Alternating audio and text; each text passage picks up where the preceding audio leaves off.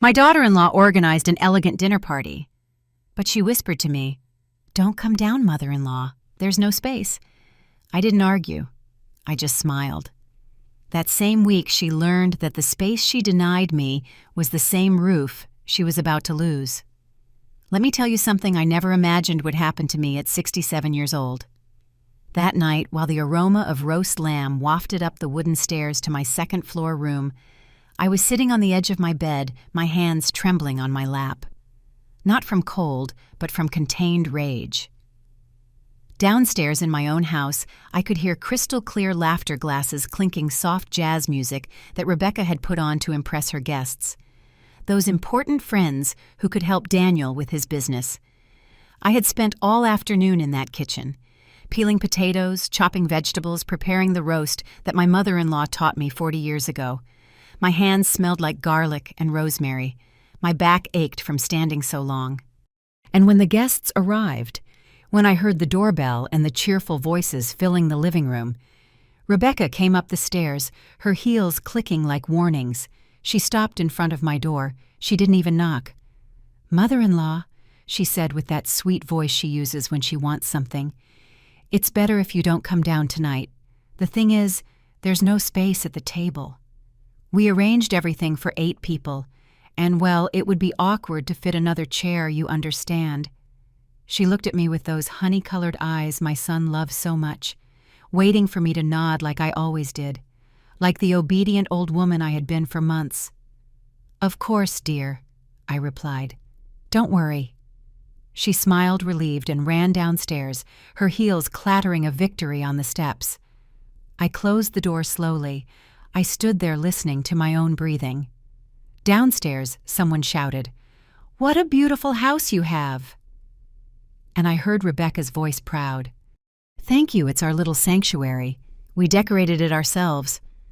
Ourselves, as if I didn't exist. I walked to my bed and sat down. From the window I could see the garden lights. A garden I planted myself when I moved in. The purple bougainvillea I planted with my own hands. The clay pots I brought from my old apartment. Everything Rebecca now called hers. I bent down and pulled a blue velvet box from under the bed. Small, old, with worn-out corners. Inside I kept something no one in this house knew about. Not even Daniel, my only son, knew what that box contained. I stroked the soft lid, and a smile formed on my face. Not of joy, of something darker, more necessary. Because that night, while they toasted downstairs with wine I had paid for, while Rebecca took credit for my roast lamb recipe as if it were hers, while my son laughed without coming up even once to check on me, I decided something. I decided that the space they denied me at that table would be the same space they would lose in this house. If you want to know how an invisible grandmother became the woman who took everything from them, stay with me. This story is just beginning. And I promise you won't regret it. Subscribe to Elderly Stories so you don't miss what's coming. Because what happened that week changed everything. And by the time Rebecca understood what she had done, it was already too late. But for you to understand how I got to that moment, I have to take you back 3 years.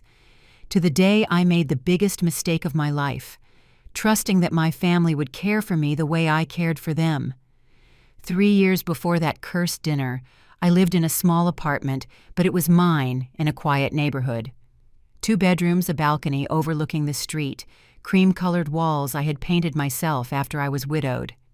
I lived there alone since I lost Robert, my husband of 42 years. Robert died on a Tuesday in March, a massive heart attack while watering the plants on the balcony. He was gone so fast he couldn't even say goodbye. I was left floating in a silence that hurt more than any scream. The first few months were a hell of loneliness. I cooked for 2 out of habit. I'd set his coffee cup on the table without realizing it. I talked to his photograph before bed. Daniel used to visit me every Sunday at first, then every 15 days, then once a month, always with the same guilty look on his face. "Sorry, Mom, work is tough. Rebecca has a lot going on. The kids have activities." I would nod, smile, say I understood. But inside, I was dying little by little, until one Saturday, almost a year after I was widowed, Daniel showed up unannounced. He had Rebecca on his arm. She was wearing a flawless beige outfit, her hair in a perfect ponytail. Daniel was carrying a bag with pastries and coffee. "Mom, we need to talk," my son said, sitting on the sofa his father bought 20 years ago. I sat across from them. My heart was already beating fast. When your son says, "We need to talk," in that serious voice, it's never good news. Rebecca spoke first. "Mother-in-law, we've been thinking a lot about you, and we're worried about you being here alone. This apartment is so far from us. If something happened to you, we wouldn't find out for hours." Daniel nodded, squeezing his wife's hand. "Mom, we want you to come live with us. We just bought a new house. It has 2 floors, 3 bedrooms. One of them would be all yours with a private bathroom, all the space you need." I felt something warm in my chest, like the sun coming through a window that had been closed for months. My son was inviting me to live with him. "We don't want you to be alone," Daniel continued. "You're my mom. I need you close. The kids need you close. And besides, you'd be a big help with some things around the house. You cook like no one else. The kids adore you." Rebecca smiled. That smile I later learned to recognize as poison wrapped in honey. "It would be wonderful to have you with us, Mom Stella. A united family is a strong family, right?" I didn't think twice, because when you've spent months talking to the walls, when the only voice you hear is your own, when you realize you could die in your bed and no one would notice until the neighbors smelled something, any invitation sounds like salvation. "Yes," I said with tears in my eyes. "Yes, I'd love to." Daniel hugged me tight. He smelled like the same cologne his father used to wear. For a moment, I felt like everything would be okay. I sold my apartment in 2 months. It was a modest place, but in a good area. They gave me $240,000, an amount that was huge to me, the fruit of 40 years of work from Robert and me. When I told Daniel the news, he got nervous. "Mom, keep that money safe. It's your inheritance, your security." But I had already made a decision. "Son, I want to help you. I know a big house costs a lot. Take $185,000. It's a loan. You can pay me back when you can. No rush, no interest. But I want this money to help us all live better." Daniel was quiet. He looked at Rebecca. Her eyes were wide, calculating. "Mom, I can't accept that," my son said, but his voice wasn't very convincing. "Of course you can. But I want you to sign a document, a promissory note. It's not that I don't trust you, son, but your father always said, 'Clear accounts keep friendships long,' and we're more than friends. We're family." We went to a notary. Mr. James Miller, an older man who knew Robert for years, drafted a simple but solid document. Daniel acknowledged the debt of $185,000. He would have 5 years to pay it back, and if he didn't, I would have a legal right to 50% of the property. Daniel signed it without reading it closely. He was anxious, excited. The house of his dreams was about to be his. Rebecca wasn't there for the signing. Daniel said she had a doctor's appointment with the kids. I kept that document in my blue velvet box, and I moved in with them 2 weeks later. The first 6 months were magical. Rebecca called me Mom Stella with genuine affection. She asked me for cooking advice. She asked me about the plants in the garden. The kids would run to hug me when they got home from school. I felt useful, alive, needed. I cooked for everyone. I helped with the cleaning. I watched the kids when Daniel and Rebecca went out. I felt like a part of something again. Until one day, everything changed. It was something small, almost unnoticeable. Rebecca walked into the living room and saw I had moved a vase from the coffee table to the windowsill.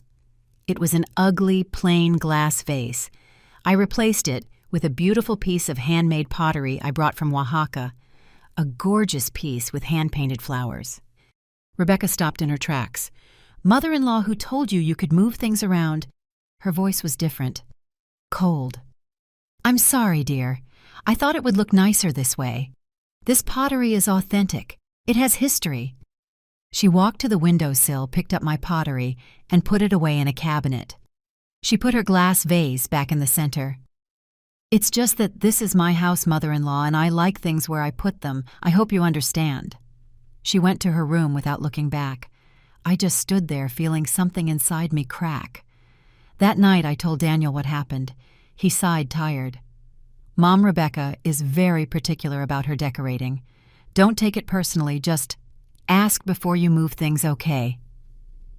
He didn't defend me. He didn't even look me in the eye. That was the first crack, and like all cracks, it started small. But over time, it became an abyss that swallowed me whole.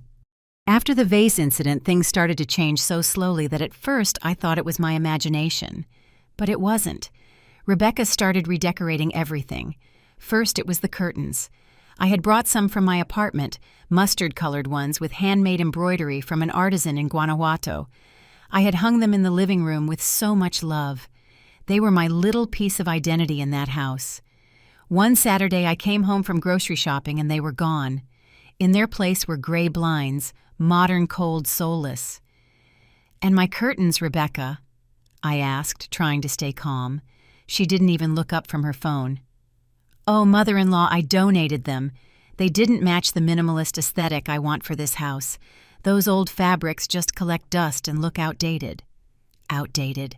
That word hurt more than it should have. "But I made those," I started to say. "I know," she interrupted.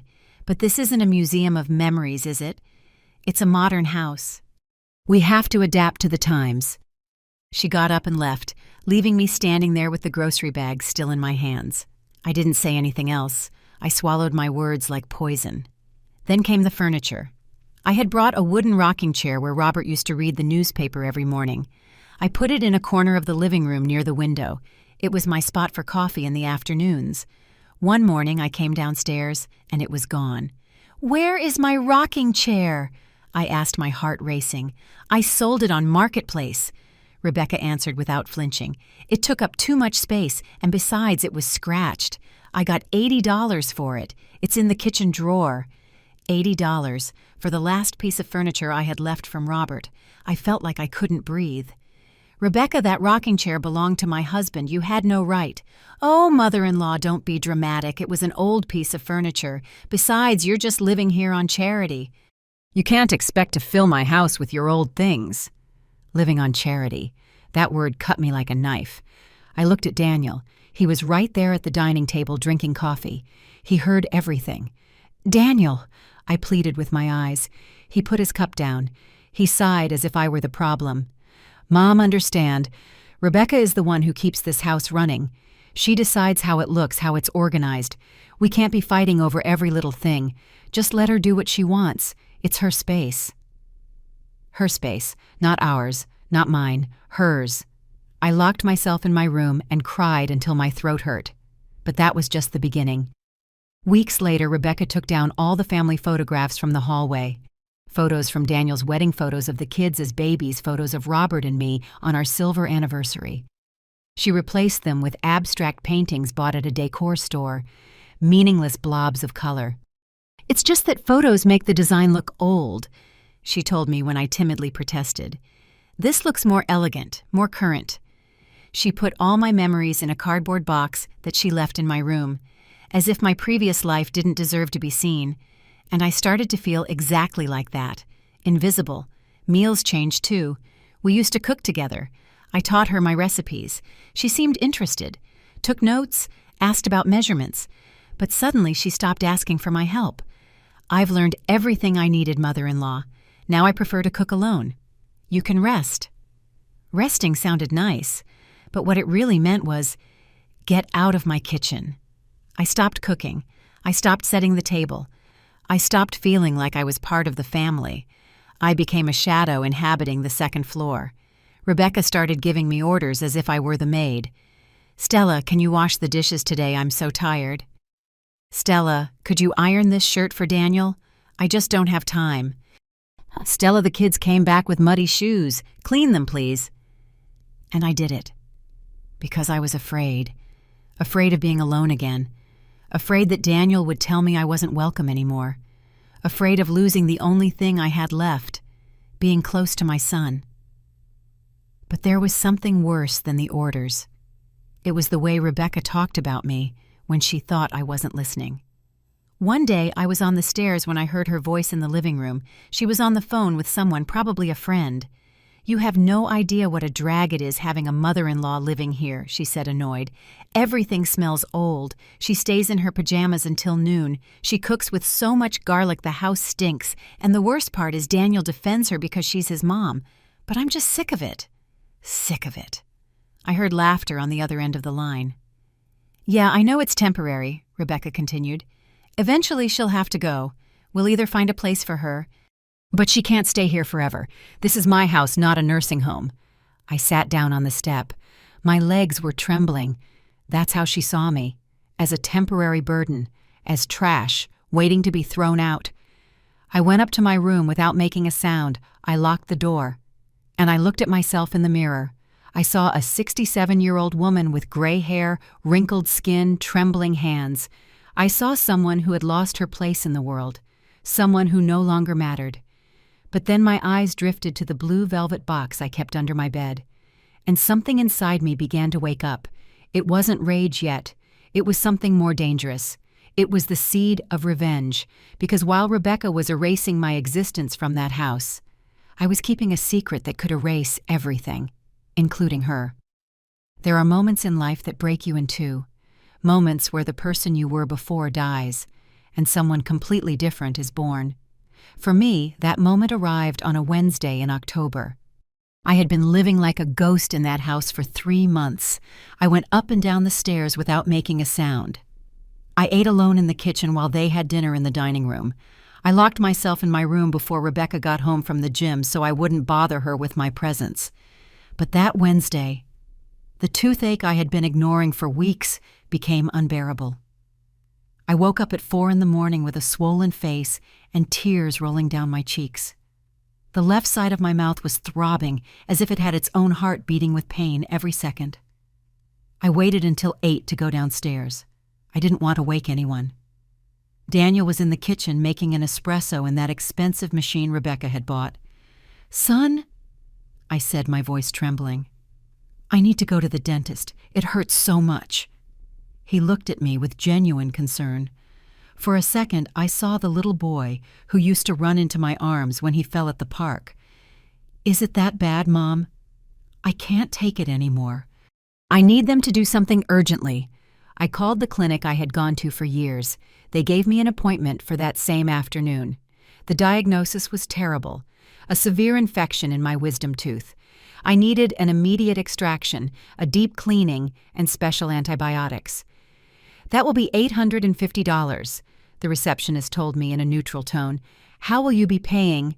I felt the floor move beneath my feet. I had spent almost all my savings helping with house expenses during those months. Groceries, school uniforms for the kids, small expenses Rebecca asked me to share because we all lived together. I didn't even have $300 left in my account. "Can I pay half now and the other half later?" I asked, humiliated. "I'm sorry, ma'am. It's clinic policy. Payment in full." I returned home with a swollen face, throbbing pain, and a heart crushed by humiliation. That night, I waited for Daniel to finish dinner. Rebecca was upstairs bathing the children. I sat across from him in the living room. "Son, I need to ask you for a favor." He put the TV remote down. "Tell me, Mom." "I need $850 for the dentist. It's urgent. I promise I'll pay you back as soon as—" I didn't finish the sentence because I saw something in his face I had never seen before. Discomfort. $850, he repeated, as if it were an impossible amount. "Yes, son. It's a serious infection. If I don't get it treated, it could get worse." Daniel rubbed his face with his hands. He glanced towards the stairs. You could hear the water running in the bathroom. "Mom, it's just that I have to check with Rebecca." The world stopped. "Check with her," I repeated in a low voice. "Yes, we manage our finances together here. She's in charge of everything. I can't make money decisions without talking to her first." Something inside me broke with a sound no one else could hear.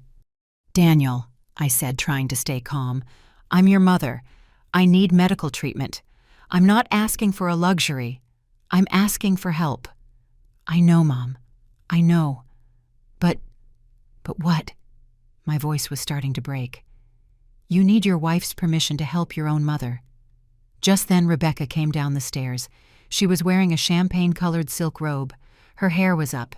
She smelled like rose-scented cream. "What's wrong?" she asked in that tone of someone who already knows everything. Daniel stood up nervously. "My mom needs $850 for the dentist." Rebecca looked me up and down.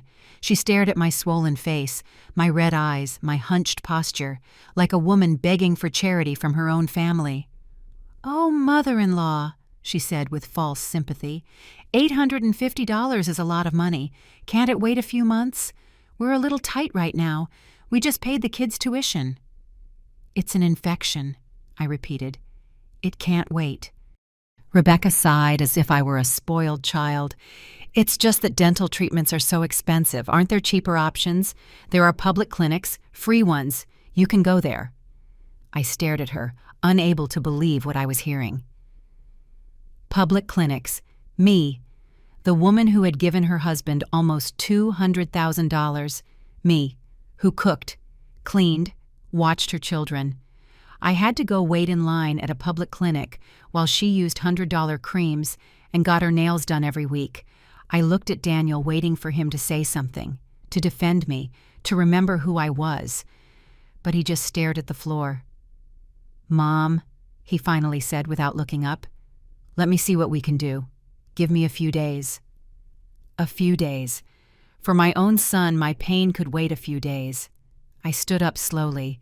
I felt my knees trembling. "Don't worry," I said with a voice that didn't feel like mine. "I'll handle it." I went up the stairs, holding on to the railing.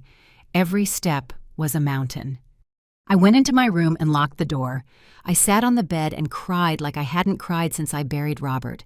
I cried from the humiliation. I cried from the betrayal. I cried because the son I raised, the son I gave everything to, the son who slept in my arms when he had nightmares, that son had just asked his wife for permission to help his sick mother, and the answer had been no. I didn't sleep that night. I sat in the darkness, looking at the blue velvet box. I thought about Robert, about how disappointed he would be to see what his son had become. I thought about all the sacrifices I made, the sleepless nights when Daniel was a baby, the extra jobs to pay for his college, the times I ate less so he could have more. And now he needed permission. Permission to love me, permission to care for me, permission to remember I existed. Something changed in me that night. The toothache was still there, but there was a new, deeper pain. A pain that can't be cured with antibiotics or surgery. The pain of knowing that to your own blood, you are no longer a priority. You are an inconvenient expense, a problem to be solved, a burden to be carried. I opened the blue velvet box with trembling hands. I took out the document I had kept there for 3 years. I read it completely under the light of my lamp. And for the first time in months, I felt something like power, because they could take away my dignity. They could take away my place at the table. They could even take away my identity. But they couldn't take what was legally mine. And although I didn't know it yet, that piece of paper would be my revenge and my salvation. 2 weeks after the dentist incident, Rebecca came into my room on a Friday morning. She didn't knock. She never knocked. She opened the door as if she were walking into her own closet. "Mother-in-law, I need your help this Saturday." I was sitting on this bed reading a book of poems Robert gave me years ago. "What do you need?" I asked without looking up. "I'm hosting a dinner party. Daniel invited some important clients, people who can help him close a big contract. I need everything to be perfect." I closed the book slowly. "And what do you need from me?" "Well, your help in the kitchen, obviously. You're a great cook." "I thought you could make that roast lamb recipe you do, the one with rosemary and white wine. Daniel loves it." Of course. She needed me when it was convenient for her. "What time?" I asked in a neutral voice. "I invited them for 8, but I'll need us to start prepping around 3 in the afternoon. It's a lot of food. There will be 8 of us." 8 people. I nodded without another word. Saturday arrived cloudy and cold. I went downstairs at 3 o'clock sharp, as she asked. Rebecca was already in the kitchen, hair in a high bun, wearing a spotless white apron. "Perfect." "You're here," she said without greeting me. "Start by peeling those potatoes. I need them all to be the same size, even. No uneven cuts. She spoke to me as if I were her employee, but I swallowed my pride and started peeling. For the next 5 hours, I worked nonstop. I peeled potatoes, carrots, squash. I chopped onions until my eyes burned. I prepared the lamb with the recipe my mother-in-law taught me 40 years ago. The recipe passed down through generations, the one Rebecca could never learn because it required love, not just ingredients. I made mashed potatoes with real butter and a touch of nutmeg. I prepared a salad with a Dijon vinaigrette.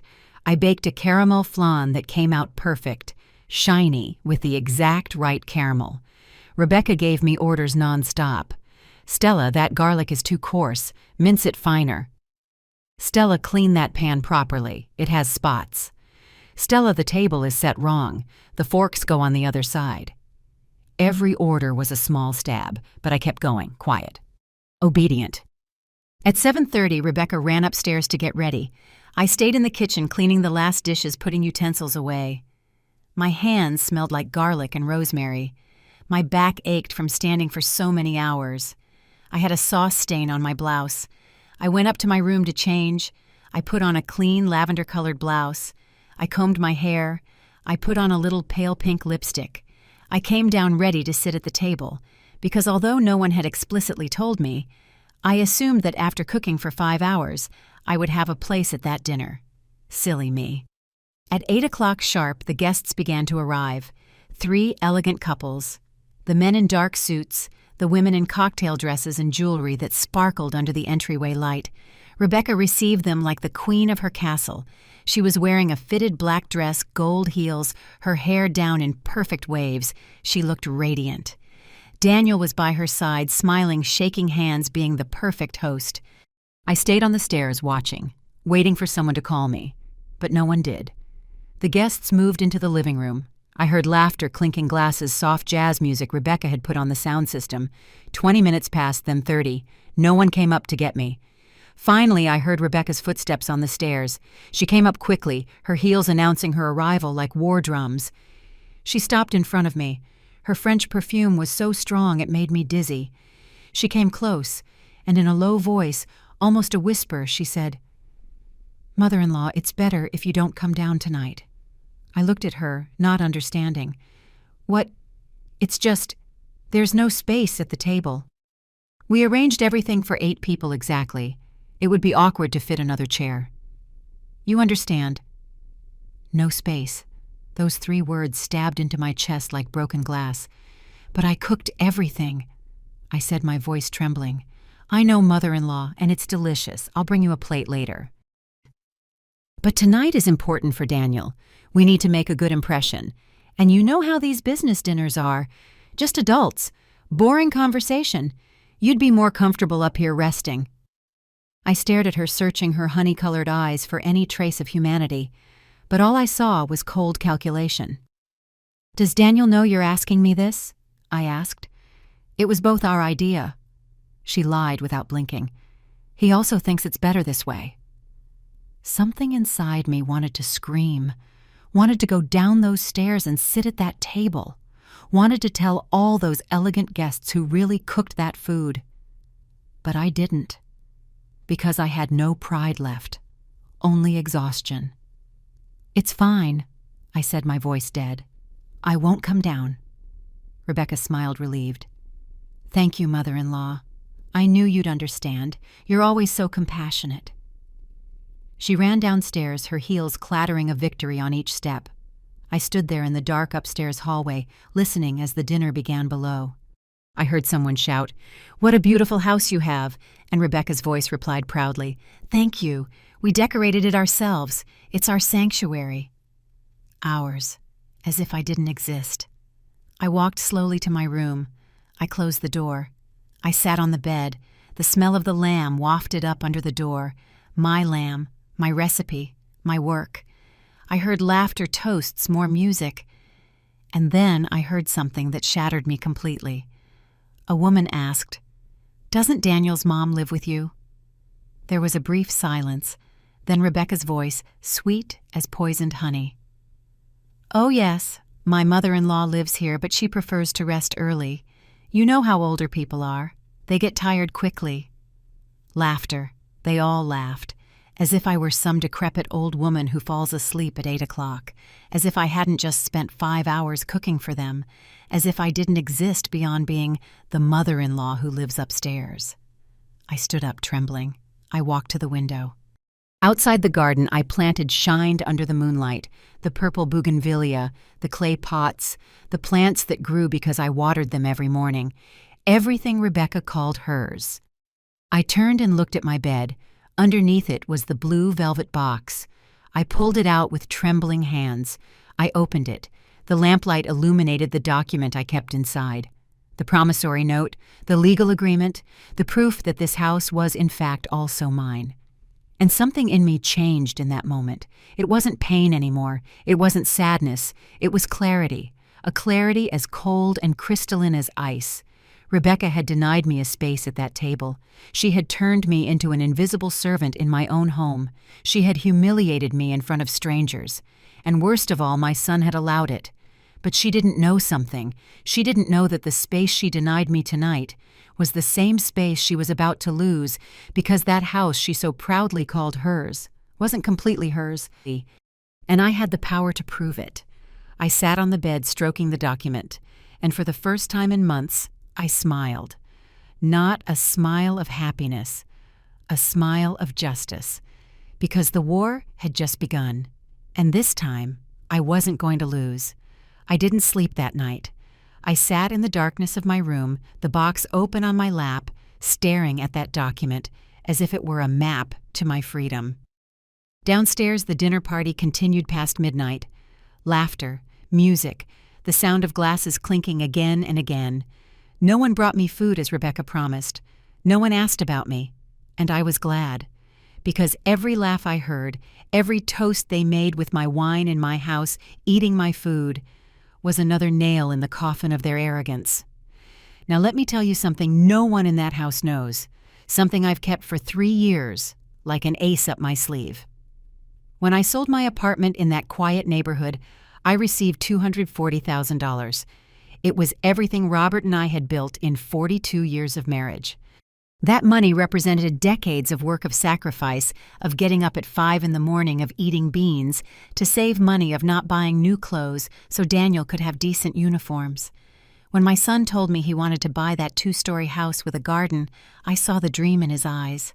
Mom, it's perfect. It has 3 bedrooms. The kids could each have their own space, and you would too. It would be our house, for the whole family. But he was $185,000 short for the down payment. The bank wouldn't lend him that much. His credit history wasn't good enough. Rebecca had just quit her job to focus on the kids. They were desperate. And I just wanted to see my son happy. Take the money, I told him one Sunday after lunch. $185,000. It's yours. Daniel's jaw dropped. Mom, I can't accept that. It's your inheritance, your security. You're my son, my only family. What good is that money if I can't use it to help you? But Robert had taught me something fundamental during our years together. Love doesn't mean you shouldn't be careful, Stella. Always protect yourself, even from those you love. And those words echoed in my head. Daniel, I'll give you the money, but on one condition. He looked at me confused. What? That you sign a document, a legal promissory note, where you acknowledge this is a loan, not a gift. You'll pay me back when you can. No rush, no interest, but I want it in writing. I saw the doubt in his eyes. Mom, don't you trust me? Of course I trust you. But life takes many turns, son. And your father always said, clear accounts keep love long. This protects us both. He reluctantly agreed. I went to James Miller, the notary who knew Robert since they were young. A serious man, meticulous, the kind who doesn't leave loose ends. Mrs. Reed, he said as he drafted the document, I'd like to suggest something. With your permission. Tell me, Mr. Miller. Besides the promissory note, we should include a guarantee clause. In case your son cannot pay you back in the agreed-upon time frame, you would have the legal right to claim a percentage of the property. Daniel shifted uncomfortably in his chair. Is that necessary? He asked. It's prudent, Mr. Miller replied.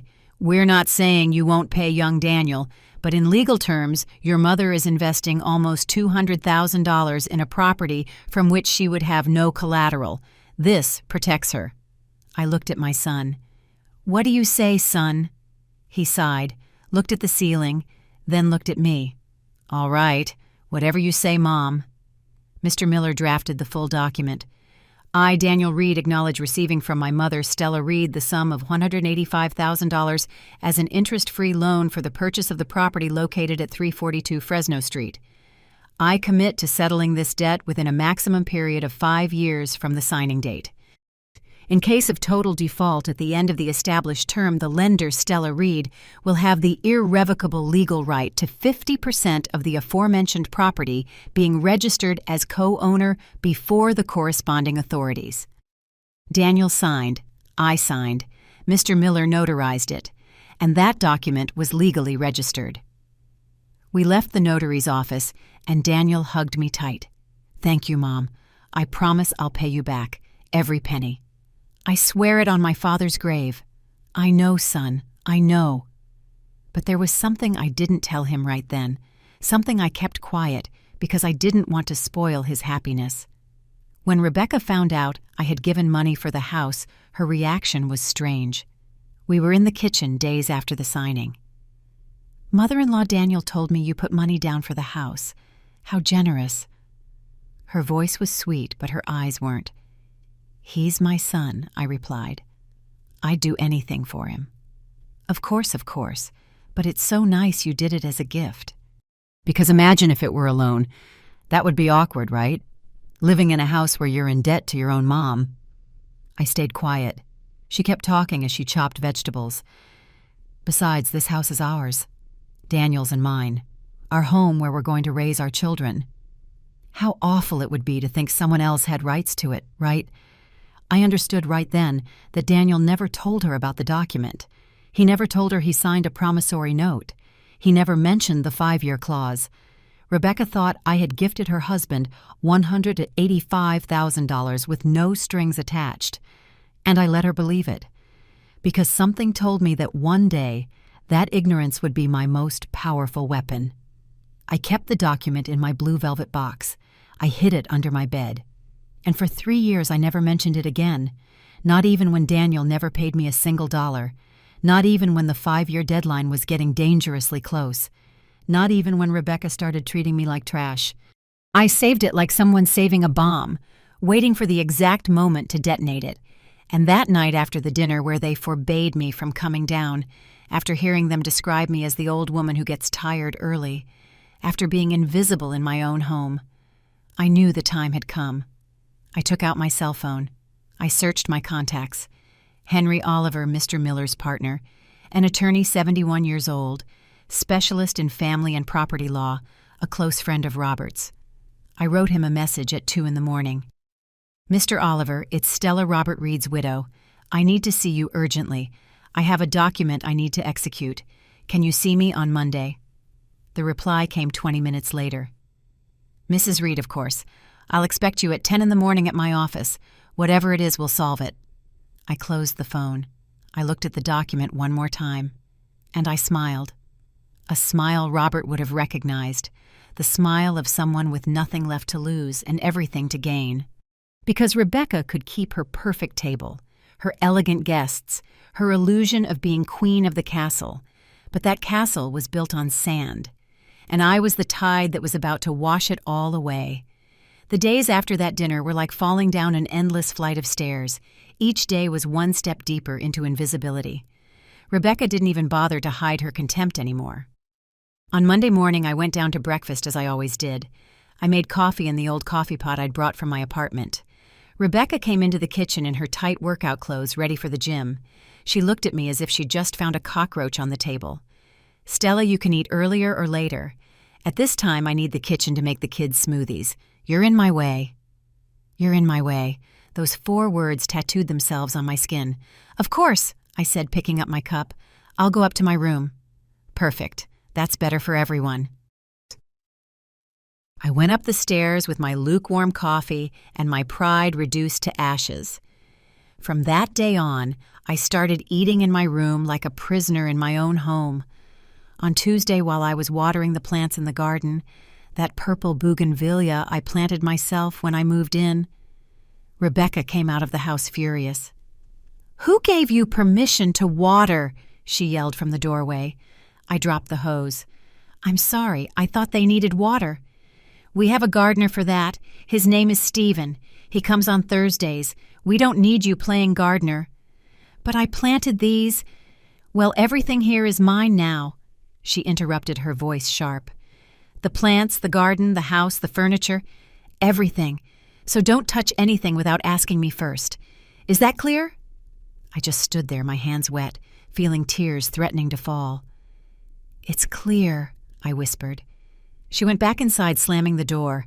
I stood there looking at my bougainvillea. Those flowers I had cared for 3 years, those plants that grew because I talked to them every morning, because I gave them special compost, because I pruned them with love, and now I couldn't even water them without asking permission. Wednesday was worse. I went down to the living room because I wanted to watch television.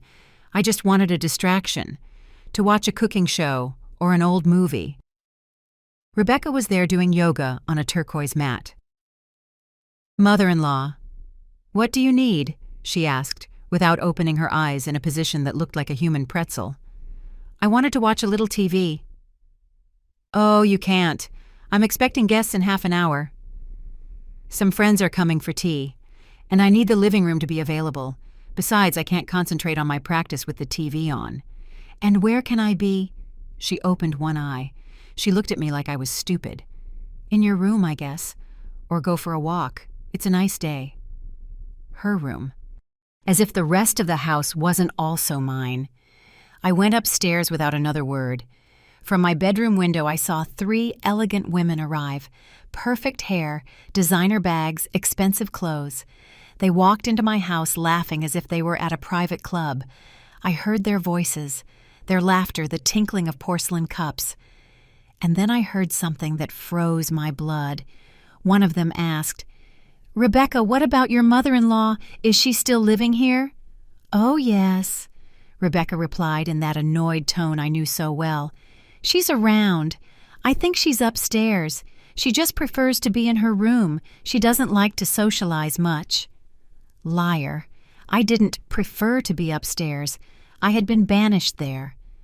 Another voice said, "That must be so hard, right, having your mother-in-law living with you." "You have no idea," Rebecca sighed. "But, well, it's temporary. Eventually, we're going to find her a place where she can be better cared for, a home for seniors or something." Silence. Then some awkward laughs. "Well, you know what's best for your family," one of them said. "Exactly. This is my house, and I have to think about my kids, my marriage. I can't live forever with an old woman who needs constant attention." Old woman. As if I were a piece of old furniture that was in the way. I closed the window with so much force the glass rattled. I sat on my bed, shaking with rage. I picked up my phone and called Mr. Oliver. He answered on the second ring. "Mrs. Reed, how are you?" "Mr. Oliver?" I said, my voice breaking. "I need to move up our appointment. I can't wait until Monday. Can you see me tomorrow?" There was a pause. "Are you all right? Did something happen?" "I'm fine, but I need to act fast, before it's too late. Come tomorrow at 3 in the afternoon, and bring the document. I'll be there." That night, Daniel came home late from work. I heard him go straight up to his room without stopping to say hello. He didn't even ask about me anymore. I had become invisible even to my own son. On Thursday morning, I got ready with care. I put on a navy blue dress Robert gave me for our last anniversary. I put on a little makeup. I did my hair nicely. I came down the stairs holding my purse, which held the velvet box. Rebecca was in the kitchen making breakfast for the kids. "Where are you going so dressed up, mother-in-law?" she asked in a mocking tone. "I have an appointment," I replied without looking at her. "Oh, how nice. By the way, when you get back, could you wash the breakfast dishes? I have a million things to do today." I didn't answer. I walked out of the house feeling her eyes drilling into my back. Mr. Oliver's office was downtown in an old building with mosaic floors and huge windows. I went up in an old elevator that creaked on every floor. Mr. Oliver received me with a fatherly hug. He was a tall man with completely white hair, thick glasses, and a look that radiated wisdom and experience. Mrs. Reed, please sit down. Tell me what's happening. And then for the first time in months, I broke down. I told him everything. The humiliation of the dinner party, the constant orders, the invisibility, the contempt, the conversations I overheard, the plan to send me to a nursing home. I spoke for 40 minutes straight. When I finished, my eyes were red and my hands were shaking. Mr. Oliver handed me a cloth handkerchief. "Mrs. Reed," he said in a grave voice, "what you're describing is abuse, emotional abuse, financial abuse, and you are not alone. We have legal tools to protect you." I took the document out of the box. I handed it to him with trembling hands. He read it slowly. He took off his glasses, cleaned them, put them back on. He reread it. Then he smiled. "This is rock solid, Stella. This is pure gold. Mr. Miller did an impeccable job. This document is notarized. It's completely legal, irrefutable. What can I do with it? You can do two things. First option, demand full payment of the debt, $185,000. If your son can't pay, he'd have to sell the house or get the money somewhere else. Second option, execute the co-ownership clause. Legally claim 50% of the property. Become the official co-owner. And if I do that, then you would have the legal right to live there without anyone being able to kick you out, or you could sell your share, or demand they sell the entire house and split the proceeds. The power would be in your hands." For the first time in months, I felt like I could breathe. How long would it take? If we start today, in 2 weeks, we'd have everything ready. Legal notification, registration of co-ownership, everything. "Do it," I said without hesitation. "Do whatever is necessary." Mr. Oliver nodded. "Are you sure, Mrs. Reed? Because this is going to change everything. Your relationship with your son, with your daughter-in-law. There will be no going back." I looked him straight in the eye. "Mr. Oliver, my relationship with my son is already broken. My daughter-in-law treats me like trash. I have nothing to lose. But I have a lot to get back, starting with my dignity." He smiled sadly. "Your husband would be proud of you." I left that office with my heart pounding, not from fear, from determination. Because the war was no longer a possibility. It was a reality, and I had just fired the first shot.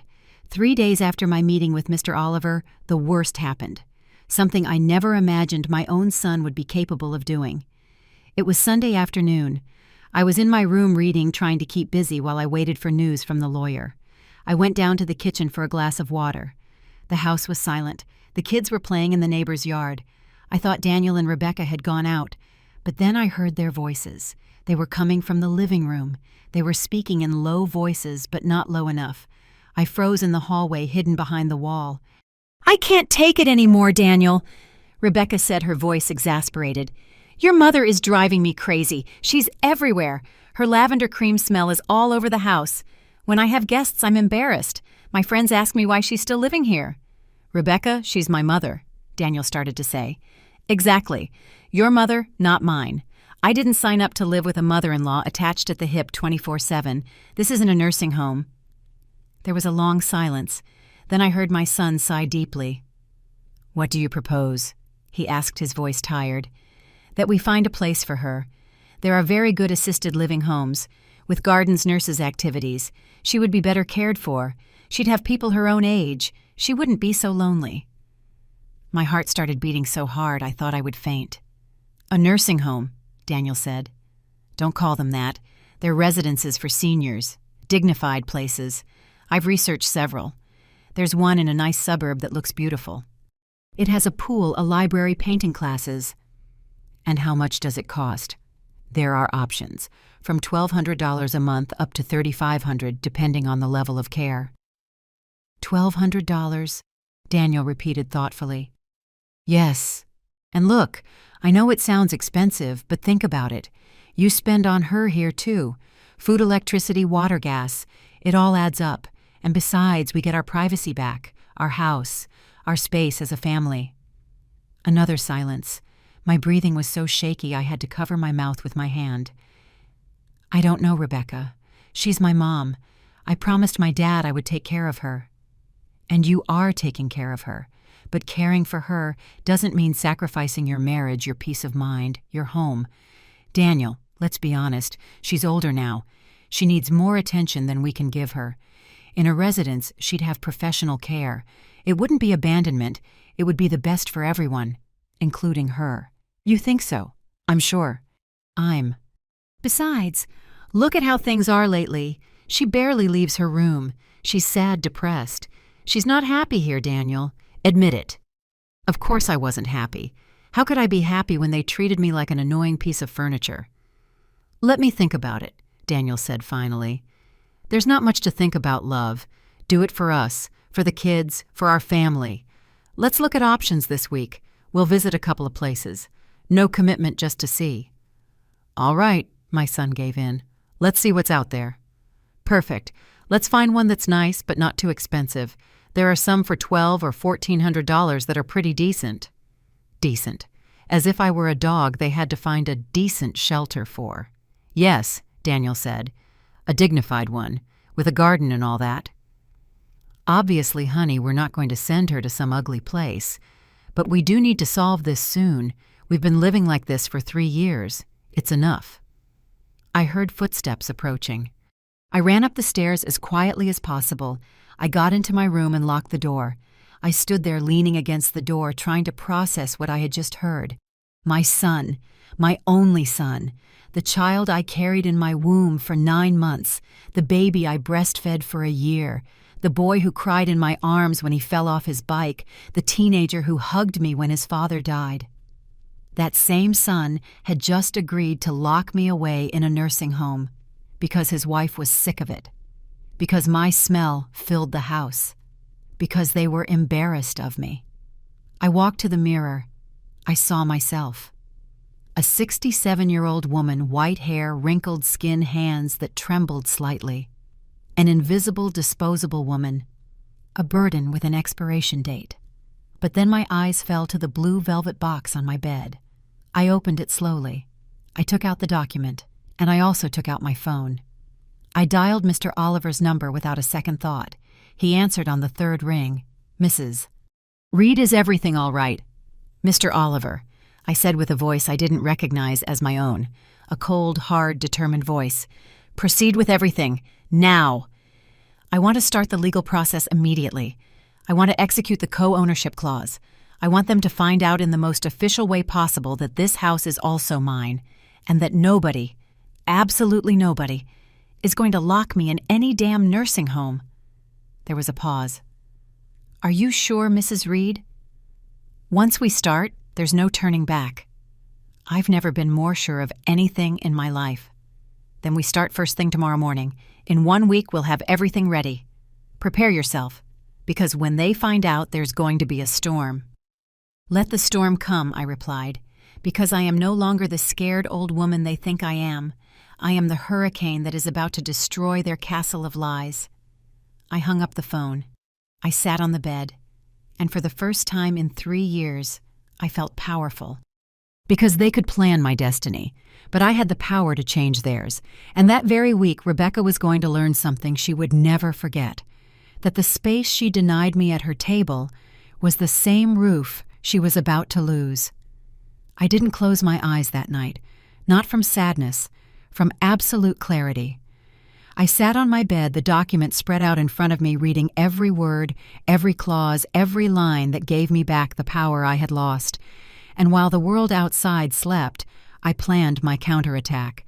Because it's one thing to be humiliated, it's another thing entirely to stay silent. On Monday at 9 in the morning, my phone rang. It was Mr. Oliver. "Mrs. Reed, I have news.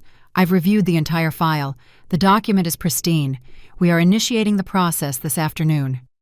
I need you to come in and sign some additional papers." "How fast can we do this?" I asked. "If all goes well in 7 business days, we'll have the official notification ready. We'll send it by certified mail and also by court server. They won't be able to ignore it. It will be legally registered that you are the 50% co-owner of that dwelling." A chill ran down my spine. And what can they do? Nothing. The document is signed before a notary registered. It's irrefutable. Your son will have 3 options: pay you the $185,000 in full, accept the co-ownership and live with that reality, or sell the property and divide the profits. Perfect, I said, my voice firm. Do it. There's one more thing I'd like to suggest, Mrs. Reed. Tell me. Don't tell them anything yet. Act normal, as if nothing is happening. When they receive the notification, the impact will be greater. Legally, you will be protected because everything will have been done the right way. No prior confrontations they can use against you. Act normal, I repeated. Exactly. Be the invisible grandmother they think you are. Let them keep underestimating you. In the meantime, we'll prepare everything. And when they least expect it, boom, the legal strike. A smile formed on my face. I like that plan. Good. I'll see you this afternoon at 4. Bring an official ID and a copy of your birth certificate. I hung up the phone feeling more alive than I had in months. For the next few days, I did exactly what Mr. Oliver told me. I acted as if nothing was wrong. I went down to the kitchen early before Rebecca so I wouldn't be in the way. I locked myself in my room when her friends came over. I smiled when she gave me orders. I nodded when she spoke to me like I was a foolish child. But inside, every humiliation became fuel. On Tuesday, while I was making coffee, Rebecca came down in her robe. "Mother-in-law, can you wash these dishes? I'm late for the gym." "Of course, dear," I replied with fake sweetness. She didn't even thank me. She ran out with her designer gym bag, leaving the kitchen a mess. I washed the dishes thinking about her face when she'd get the notification. On Wednesday, I overheard another conversation. Rebecca was talking on the phone in the garden. She thought I couldn't hear her from my window. "Yes, girl, we found a place. It's a residence in that nice suburb. It's not bad, costs $1,350 a month, but it's worth it. It has a garden and a TV room. My mother-in-law will be happy there surrounded by old people like her, and we'll finally get our house back." Get her house back. How ironic. On Thursday, Mr. Oliver called me. "Mrs. Reed, everything is ready. The official notification will be sent on Friday. It will arrive Monday morning. Are you prepared?" "More than ever." "Do you have somewhere to go for a few days, in case the situation gets tense?" "I'm not going anywhere," I answered firmly. "That house is just as much mine as it is theirs. I'm not going to hide." "I understand, but I want you to know something important. Once they receive that notification, they cannot legally kick you out. If they try, it would be an illegal eviction, and we could press criminal charges against them. You have every right on your side." "Perfect. And one more thing, Mrs. Reed." "Yes. Your husband would be very proud of the brave woman you are." Those words broke me and rebuilt me at the same time. On Friday morning, Daniel spoke to me for the first time in days. He came up to my room with a guilty face. "Mom, can we talk?" "Of course, son. Sit down." He sat on the edge of my bed, nervous, fidgeting with his hands. "Mom, Rebecca and I have been thinking, and we believe that maybe you'd be more comfortable in a place where there are more people your age, where you'd be better taken care of." I looked him straight in the eye without blinking. "Are you telling me you want to put me in a nursing home?" "No, Mom, it's not a nursing home. It's a residence. A nice one with gardens, with activities." "I see. Don't take it the wrong way. It's just, we think it would be better for you. More company. More professional attention." I wanted to scream at him. I wanted to show him the document right then and there, but I remembered Mr. Oliver's words, "Act normal."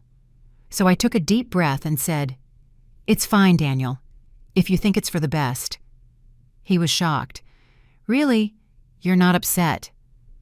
"I'm tired, son. Tired of many things. If you think this is the way, go ahead." He hugged me awkwardly. "Thanks, Mom. I knew you'd understand. On Monday, we'll go visit the place. It's very nice. You're going to like it." He left my room relieved, and I sat there counting the hours, because on Monday, we weren't going to visit any nursing home. On Monday, they were going to receive the notification that would change everything. That night I laid out my best dress. The navy blue one with silver buttons that Robert bought me for our 40th anniversary. I trimmed my nails, I fixed my hair, because I knew that in 3 days everything was going to explode. And when it did, I wanted to look dignified, powerful, like the woman they never should have underestimated. Monday dawned with a gray sky, as if even the weather knew something big was about to happen. I got up at 6 in the morning. I showered calmly. I put on the navy blue dress. I put on light makeup. I did my hair carefully, pulling my white hair back into an elegant bun. I looked in the mirror, and I saw a different woman, not the invisible old woman I had been for 3 years. I saw someone who was about to get her dignity back. I went down to the kitchen at 7. I made coffee. I set the breakfast table with clean placemats. Rebecca came down at 7:30, surprised to see me up so early. "Good morning, mother-in-law. Did something happen? You look very dressed up." "Good morning, Rebecca. Nothing happened. I just wanted to get up early." She looked at me suspiciously, but said no more. Daniel came down minutes later. "Mom, after work today, we'll go see that residence. Is 6 o'clock okay with you?" I smiled. "That's perfect, son." At 9 in the morning, the doorbell rang. I was in the living room pretending to read a magazine. Rebecca opened the door. "Good morning, Mrs. Rebecca Reed." "Yes, that's me." "I have a legal notification for you and for Mr. Daniel Reed. Please sign here." I heard the scratch of the pen on the paper. The door closed. Rebecca's footsteps approaching the living room. She was holding a large manila envelope. "What is this?" she muttered, opening the envelope with trembling hands. She pulled out the documents. She started to read. Her face went from pale pink to a deathly white in seconds. What is this?" she whispered. She collapsed onto the sofa, reading and rereading. "Daniel!" she shrieked hysterically. "Daniel, get down here now!" My son ran down the stairs terrified. "What's wrong?" Rebecca threw the papers at him. "Read this. Read this now." Daniel took the documents. His eyes scanned the lines. Once, twice, the color drained from his face. "No, it can't be," he whispered. "What is this, Daniel?" Rebecca screamed, jumping to her feet. "Why does this say your mother owns 50% of this house?" Daniel looked at me. I held his gaze. Calm, serene. "Mom, did you do this?" I stood up slowly. "Yes, Daniel, I did this." "Why?" Rebecca screamed, tears of rage in her eyes. "Why are you doing this to us?" "Because 3 years ago, I said my voice calm but firm. I loaned my son $185,000 to buy this house, and he signed a notarized document acknowledging that debt, a document that included a very clear clause. If he didn't pay me back in 5 years, I would have the right to 50% of this property." Rebecca turned on Daniel like a snake. "You knew this," Daniel stammered. I signed that paper, but I thought Mom would never use it. I thought it was just a formality." "A formality." Rebecca was on the verge of hysteria. "You told me you bought this house with your money. You lied to me, Daniel." "I was going to pay her." "You were going to? When were you going to pay her? It's been 3 years and you never mentioned anything." I walked to the dining room table. I took a copy of the full document from my purse and placed it on the table. "Here it is," I said, "the promissory note, the agreement, the signatures.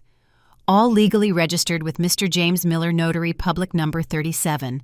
All in order, all legal, all irrefutable." Rebecca grabbed the papers with shaking hands. She read them, reread them. Then she looked at me with a hatred you could physically feel. "This is a trap, a manipulation. You're a manipulative old woman." Something in me snapped, but not from sadness, from power. "Manipulative." I repeated, my voice icy. "I'm manipulative for protecting what's mine. Tell me, Rebecca, who is the manipulative one? The woman who gave almost $200,000 so her son could have a house? Or the woman who for months treated me like trash, forbade me from sitting at my own table, ordered me around like a servant, and planned to lock me in a nursing home to get her house back? The silence was deafening. "Yes," I continued. "I heard everything. The conversation where you said my smell filled the house, where you told your friends I was a burden, where you convinced my son to lock me in a residence for $1,350 a month because it was cheaper than having me here." Daniel closed his eyes. "Mom." "No, Daniel," I interrupted him. "No more. For 3 years I became invisible in this house. In my house, the house I helped pay for. I accepted humiliation. I endured contempt. I stayed silent when you treated me like I didn't exist. But when I heard you planning to lock me away, that's when my patience ended." Rebecca was sobbing on the sofa. "You can't do this to us. We have children. We have a family." "I had a family too," I answered, "until you both decided I wasn't part of it." I walked over to Daniel. I looked him straight in the eye. "Son, I gave you that money out of love, because you are my blood, because I thought you would care for me the way I cared for you. But I was wrong. You chose. You chose a woman who treated me like garbage. You chose to stay silent while I was humiliated. You chose to ask her permission to help your own sick mother." Tears were streaming down Daniel's cheeks. "Forgive me, Mom." "Forgiveness doesn't change what happened," I said. "Now listen carefully, both of you. This house is legally 50% mine. I have 3 options. 1. Stay here and exercise my right to live in my property. 2. Demand that you pay me the $185,000 in full. Or 3. Force the sale of the house and divide the profits." Rebecca lifted her head. "What are you going to do?" I looked at her with the same coldness she had shown me for months. "I haven't decided yet, but I can assure you of one thing, Rebecca. The space you denied me at your table was the same roof you are now about to lose." The silence that followed was as thick as concrete. Rebecca was crying on the sofa, her hands covering her face. Daniel stood there staring at the floor, defeated, and I remained firm in the middle of the living room, holding my dignity like a shield. "You can't do this to us," Rebecca whispered through her sobs. "This house is all we have. My children are growing up here. Our life is here." "Your life," I repeated, my voice sharp. "And where was my life when you forbade me from coming down to dinner, when you sold my husband's furniture for $80, when you told me this house was yours and I was just living here on charity?" She didn't answer. Daniel finally spoke. "Mom, I'm begging you. Tell us what you want." "Money, respect. What do you need to not take the house from us?" I looked at him with a mixture of pain and disappointment.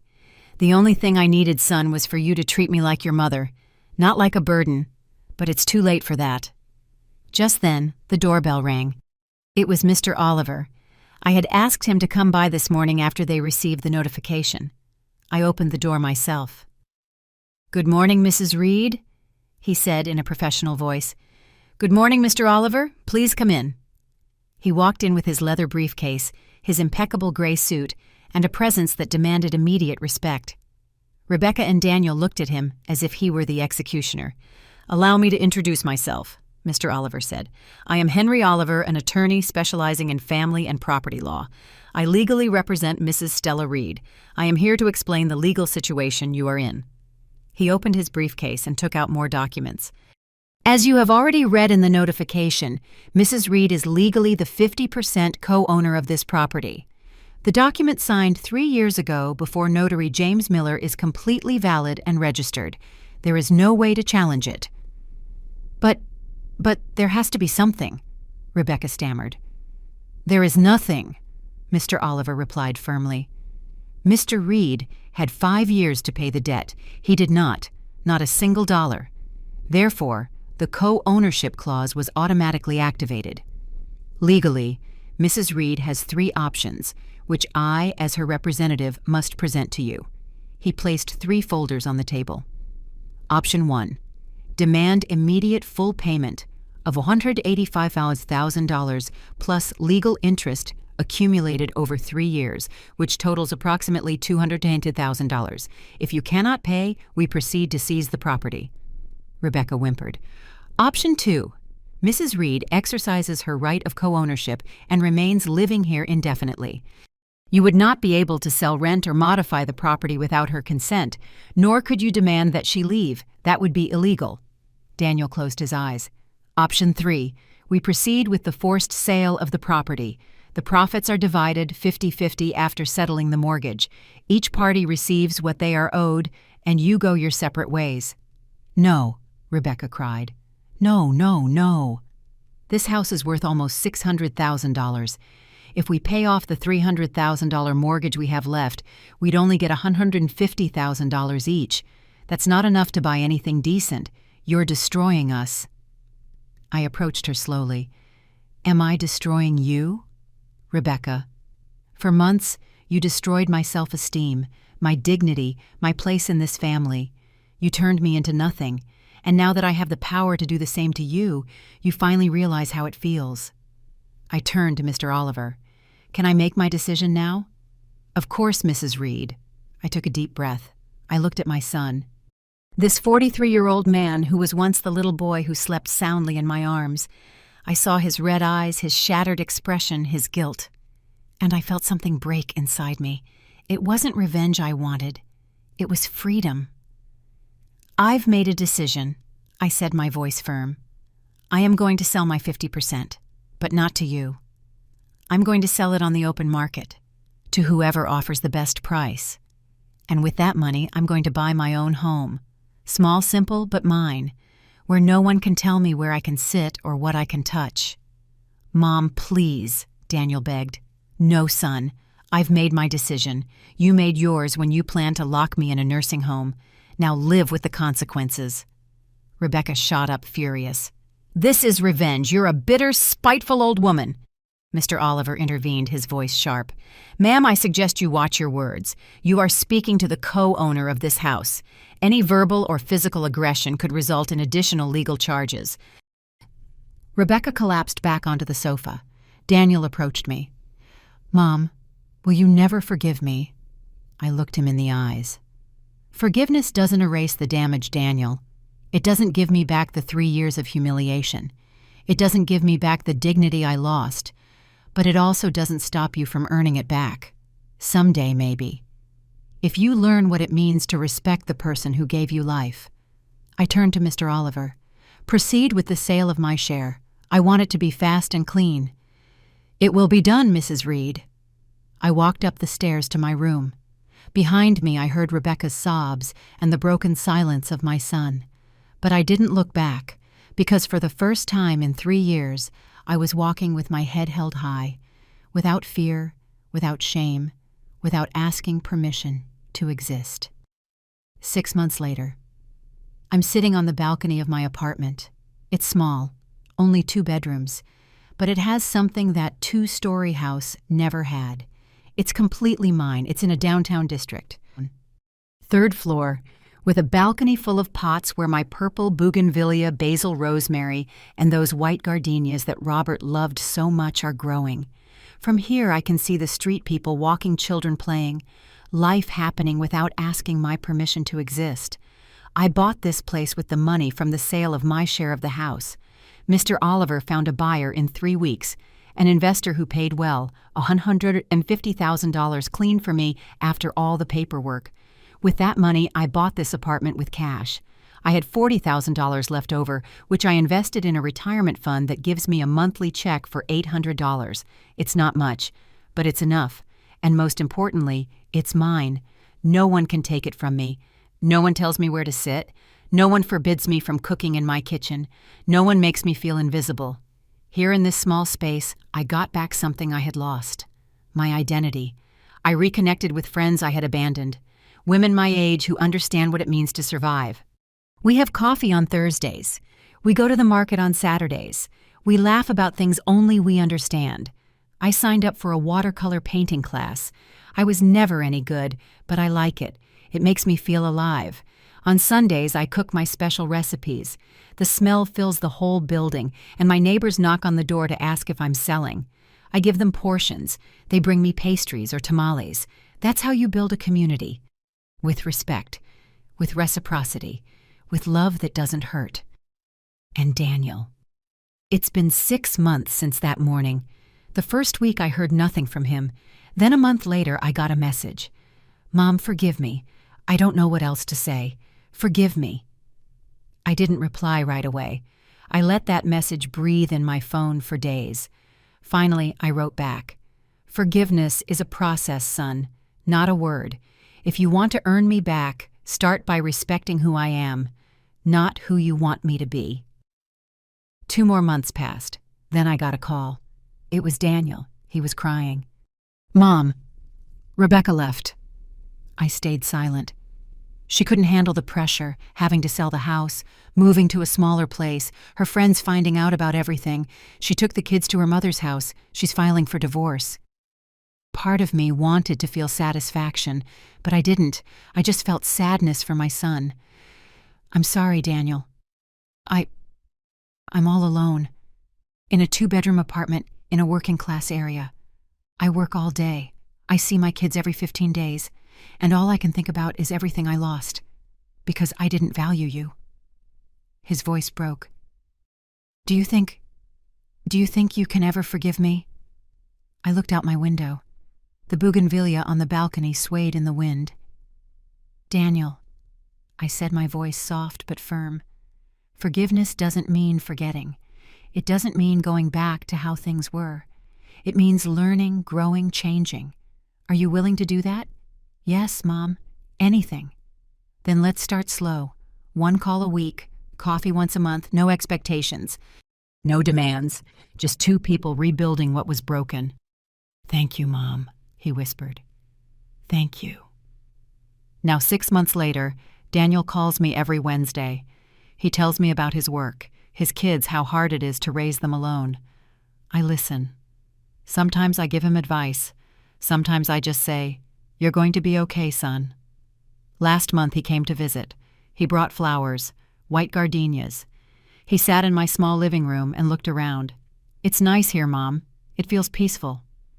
"Because here no one makes me feel like I'm in the way," I replied. He looked down. "I am so sorry I ever made you feel that way." "I know, and we're working on that."